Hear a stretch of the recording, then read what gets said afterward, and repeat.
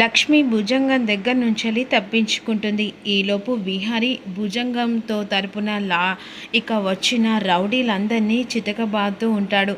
ఈలోపు భుజంగం అక్కడి నుంచెల్లి పారిపోతాడు. ఇక మరోవైపు లక్ష్మి బయటికి వచ్చిన తర్వాత మారు వేషంలో సహస్ర వస్తుంది. లక్ష్మిని వెంటనే రెండెడనుగా పట్టుకొని తనని చంపాలంత కోపంగా ఇక మారు వేషంలో ఏకంగా లక్ష్మి దగ్గరికి వస్తుంది సహస్ర.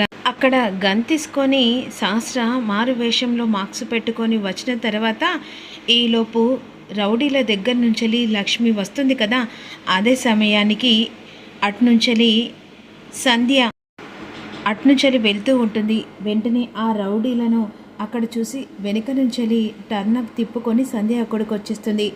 ఇక ఎలాగైనా లక్ష్మిని అక్కడ వాకప్ చేసి తనని చంపేయాలని చెప్పేసి అక్కడికి వచ్చిన సహస్ర వెంటనే కార్ దగ్గర లక్ష్మి నిలబడుతుంది. ఇక అక్కడికి వచ్చి సహస్ర లక్ష్మిని చావు దెబ్బలు కొడుతూ ఉంటుంది. ఈలోపు వెంటనే అక్కడికి సంధ్య వచ్చేసరికి ఏయ్ ఎవత్వే నువ్వు అని చెప్పేసేసరికి అక్కడి నుంచి లక్ష్మిని కొట్టేదల్లా వెంటనే అమ్మో అని పారిపోతుంది సహస్ర. అలా పారిపోయిన తర్వాత లక్ష్మి నువ్వా, అసలు ఏమైపోయావు, ఎక్కడున్నావు అనే విధంగా ఇక సంధ్య లక్ష్మిని చూసి షాకింగ్గా అడుగుతూ ఉంటుంది. నీ గురించి విహారీ అసలు వెతకని చోటు లేదు, ప్లీజ్ సంధ్య గారు నన్ను ఇక్కడి నుంచి తీసుకెళ్ళరా. సరే లక్ష్మి పద అని చెప్పేసి వెంటనే లక్ష్మిని తన ఇంటికి సంధ్య తీసుకెళ్తుంది. తీసుకెళ్ళిన తర్వాత అసలు ఈరోజు అది నా చేతిలో చచ్చేది కదా, ఈరోజు అది తప్పించుకుంది. కానీ ఏదో ఒకరోజు నా చేతిలో నువ్వు చావక ఊరుకొని నువ్వు నా బావకు దగ్గర కావాలని చెప్పేసి అనుకుంటున్నావు కదా, అసలు నిన్ను వదిలిపెట్టే ప్రసక్తి లేదే అనే విధంగా సహస్ర అక్కడి నుంచి అని వెళ్ళిపోతుంది. ఈలోపు వెంటనే సంధ్య లక్ష్మిని ఇంటికి తీసుకెళ్తుంది. తను బెడ్ మీద పడుకోబెట్టేసరికి కాస్త వాటర్ ఇస్తుంది, తాగేస్తుంది. అసలు ఏంటి లక్ష్మి నువ్వు ఎక్కడికి వెళ్ళావు, ఏమైపోయావు, విహారీ అలా అయిపోయాడు నీ వల్ల అని అంటుండగా లక్ష్మి ఏడుస్తూ ఉంటుంది. జరిగిన విషయం అంతా చెప్పేసరికి ఇంత జరిగినా నువ్వు ఇలా కామ్గా ఎందుకు కోరుకున్నావు? ఆ కుటుంబం కోసం సంధ్య గారు, ఏంటి నీ భవిష్యత్తు కంటే నీ కడుపుల బిడ్డ కంటే కుటుంబం గురించి ఆలోచిస్తే మరి నీ పరిస్థితి ఎవరు ఆలోచించాలి? పాపం విహారీ నీ గురించి వెతకని చోటు లేదు. ఎలా ఉన్న విహారీ ఎలా అయ్యాడో కనీసం అర్థమవుతుందా? ఇప్పుడైనా నువ్వు ఇక్కడ ఉన్నావని తెలిస్తే విహారీ చాలా మారిపోతాడు. వెంటనే కాల్ చేసి లక్ష్మి మా ఇంట్లో ఉందని చెప్పేసి చెప్తాను లక్ష్మి అని ఫోన్ పట్టుకునేసరికి ప్లీజ్ దయచేసి వద్దు సంధ్య గారు, ఏం మాట్లాడుతున్నావు లక్ష్మి? ఎన్ని రోజుల తర్వాత నువ్వు కడుపుతో ఉన్న విషయం విహారికి తెలిస్తే ఎంత సంతోషపడతారు తెలుసా? అది నువ్వు మర్చిపోయావా? నీకోసం ప్రాణం పెట్టిన విహారీ ఇప్పుడు ఆ ఇంటి వారసుడు ఇక ఆ ఇంట్లో అడుగు పెడతానంటే ఆ కుటుంబం ఎంత హ్యాపీగా అవుతారు. నా మాట విను. వద్దండి, నా మీద ఒట్టే, మీరు నేను ఇక్కడున్న విషయం చెప్తే ఇంట్లో నుంచే వెళ్ళిపోతాను. లక్ష్మి వెయిట్ కూర్చో. అసలు ఏంటి ప్రాబ్లం, ఎందుకు ఇలా చేస్తున్నావు? విహారీ బాధ చూసైనా కనీసం అర్థమవుతుందా? ఎలా ఉన్నాడు ఎలా అయ్యాడో కనీసం అర్థం కావట్లేదా? నువ్వు ఇలా దూరంగా ఉంటూ విహార్ని బాధ పెడుతూ కుటుంబాన్ని బాధ పెడుతూ ఏంటిదంట? ఇది నా తలరాత. ఆ కుటుంబం బాగుండాలంటే నేను దూరంగా ఉండడం తప్పదు. ఎందుకంటే నా తలరాత మీద అతనితో జీవితం ఇంతే అనుకుంటా. అతని గుర్తుగా నా బిడ్డ ఇక నా దగ్గర ఉంది అనే విధంగా లక్ష్మి ఏడుస్తూ ఉంటుంది.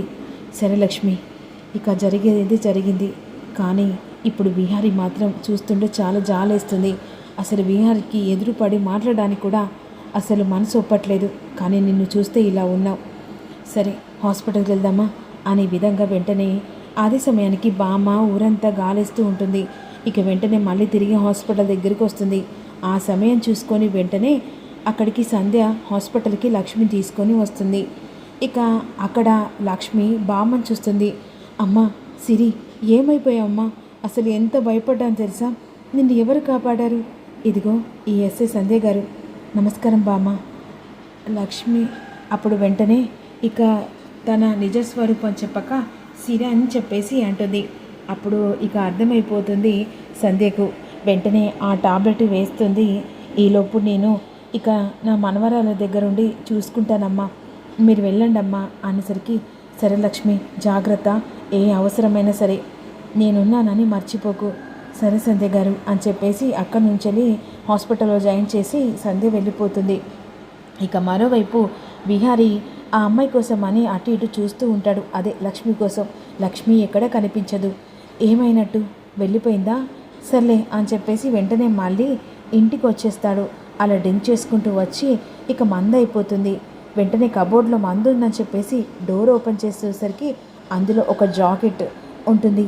ఆ జాకెట్ చేతిలో పట్టుకొని ఆశ్చర్యంగా ఇది ఎక్కడో చూశాను కదా, ఎక్కడా అని చెప్పేసి విహారీ ఆలోచిస్తూ ఉంటాడు. ఈలోపు వేషధారణ మార్చుకొని సహస్రం ఇంటికి వచ్చేస్తుంది. సహస్రం ఇంటికి వచ్చిన తర్వాత విహారీ గదిలోకి సహస్రం వచ్చేస్తుంది.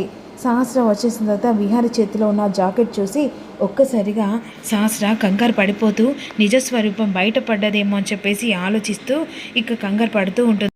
చేతిలో జాకెట్ పట్టుకొని విహారీ ఆలోచిస్తుండగా సహస్ర లోపలికి వస్తుంది.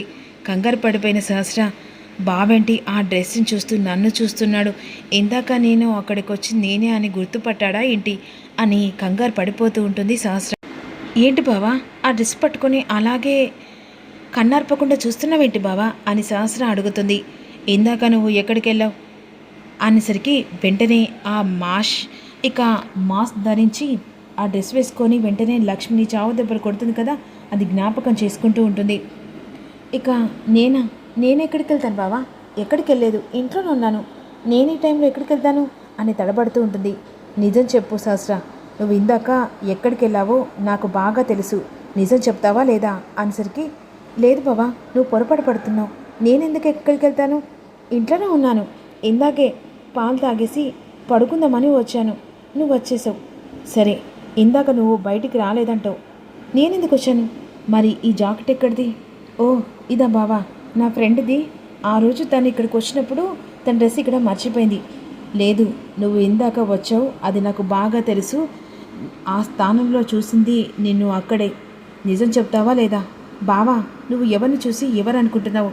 లేదు కన్ఫామ్గా నువ్వు వచ్చావు, ఎవరి మీదో చంపడానికి, ఇక హత్య ప్రయత్నం కూడా చేశావు. చెప్తావా లేదా అని చెప్పేసి సహస్ర చెంప పగల కొట్టేసరికి సహస్ర చెంప అలాగే పట్టుకుంటుంది. ఈలోపు ఏంటి బావా కడుపుతో ఉన్న ఆడపిల్లని ఇలా కొడుతున్నావేంటి, నేను ఎక్కడికి వచ్చాను అనేసరికి వెంటనే పద్మాక్షి ఇక సహస్ర దగ్గరికి వస్తుంది. ఏంటి ఏం జరిగింది సహస్ర, ఏం చేసావురా అని అంటుండగా, చూసావమ్మా కడుపుతో ఉన్నానని కనికరం లేకుండా బావ నన్ను కొట్టాడు. ఏంట్రా ఎందుకు కొట్టావు నా కూతుర్ని? అసలు కడుపుతో ఉన్న విషయం మర్చిపోయి కొట్టావా? తప్పు చేస్తుంది సహస్ర, ఏదో తప్పు చేస్తుంది, నా దగ్గర ఏదో దాచిపెడుతున్నసరికి పద్మాక్షి వణికిపోతూ ఉంటుంది.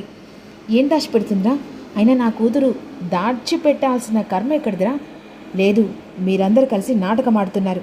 ఆ నాటకం వెనకాల ఏదో ఒక రోజు బయటపడుతుంది. ఆ బయటపట్టక తప్పదు. నిజం ఎప్పటికీ దాగుండదయ్య, ఏదో ఒక రోజు బయటపడుతుంది. ఆ బయటపడ్డ రోజు ఇక నేనేం చేయాలో అది చేస్తానని అక్కడి నుంచి వెళ్ళిపోతాడు. ఏంటి నీ కడుపు విషయం వాడికి తెలిసిపోయిందా? లేదమ్మా, ఇందాక నేను ఆ లక్ష్మిని చంపడానికి వెళ్ళాను. ఏం మాట్లాడుతున్నావే? అవును, ఇందాక ఆ లక్ష్మి నాకు ఎదుట పడ్డది, దాన్ని చంపడానికే నేను అక్కడి దాకా వెళ్ళాను. కానీ బావ నన్ను రెడ్ హ్యాండెడ్గా దొరికి పట్టేలా ఇప్పుడు ఆ డ్రెస్ చూసి అనుమానంతో అడుగుతున్నాడు. అది నా కడుపు విషయం కాదమ్మా. అసలు నీకు పిచ్చి కన్ని పట్టిందా? ఆ లక్ష్మిని చంపితే ఆ తర్వాత ఏం చేయాలనుకుంటున్నావే?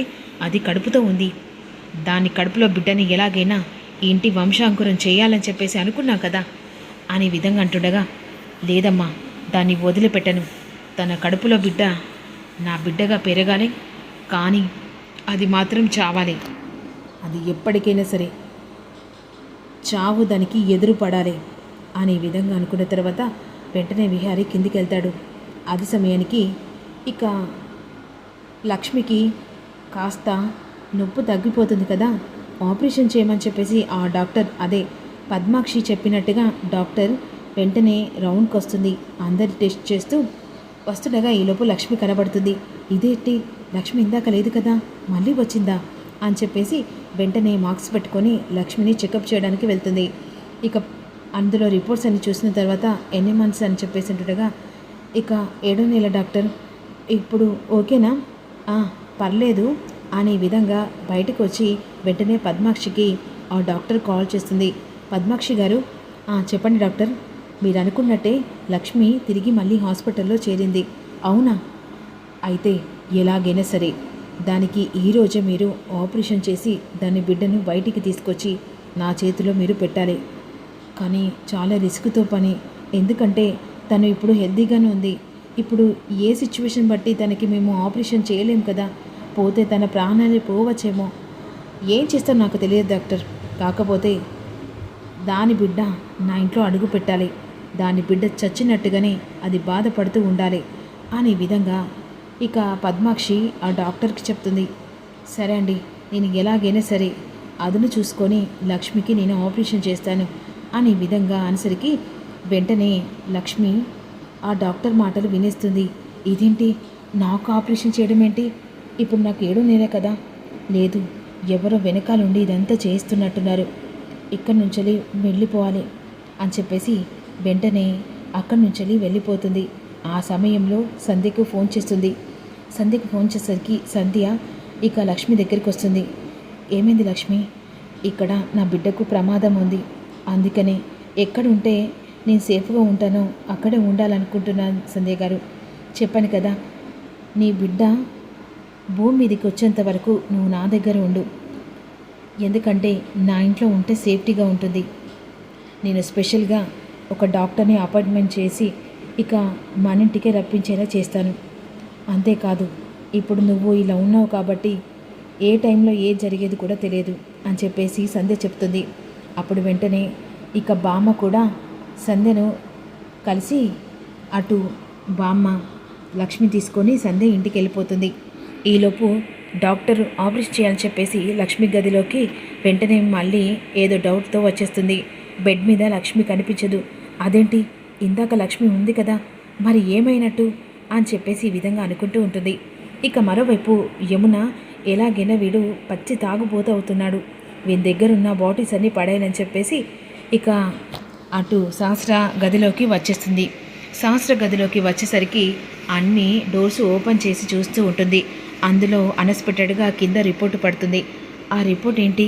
ఓ శాస్త్ర రిపోర్టా అని చెప్పేసి ఆ రిపోర్ట్ను ఓపెన్ చేసి చూసేసరికి అందులో షాకింగ్ న్యూస్.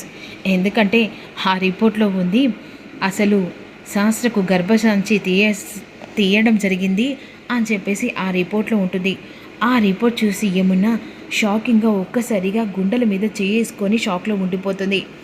ఇక మరోవైపు ఈ షాకింగ్ న్యూస్లో పద్మాక్షి ఎలాగైనా తన కడుపులో బిడ్డను ఇంటికి వారసుని చేసుకుంటే లక్ష్మిని చంపేయచ్చు అని చెప్పేసి విశ్వ ప్రయత్నాలలో ఇక అక్కడ మార్పులు చేస్తుండగా ఇక్కడ శాస్త్ర గుట్టు ఏకంగా పద్మాక్షి చేతిలో పడుతుందన్నమాట.